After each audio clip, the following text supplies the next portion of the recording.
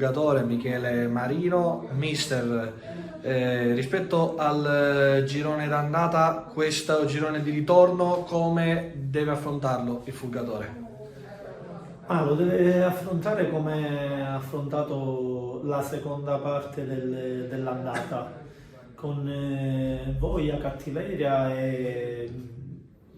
con molto agonismo, perché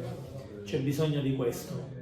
Il ritorno è un altro campionato, quindi fra le squadre che si devono salvare, tra chi vuole cercare di raggiungere il prima possibile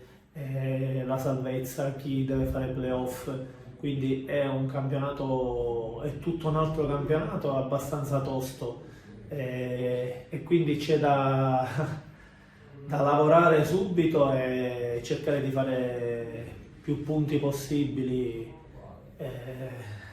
C'è poco da dire, c'è più da fare che da dire. Mister, nonostante il brutto inizio, il Fulgatore ha dimostrato nelle partite di potersela giocare con tutti, e anche alle volte perdendo soltanto per un gol di scarto. Crede che questa iniezione di fiducia faccia bene per il proseguo del campionato, e soprattutto se vi preoccupa più i punti che sono davanti a voi o quelli che sono dietro a voi? Ma ovviamente ti devono preoccupare sia quelli che stanno davanti che quelli che stanno dietro, perché se tu non fai punti, comunque dietro, come tutte le squadre sono rinforzate, quindi davanti devi cercare di racimolargli più punti possibile, dietro devi cercare di non farti nuovamente superare, quindi non c'è realmente, non puoi capire, devi solo agire e cercare di fare più punti possibili, perché ripeto,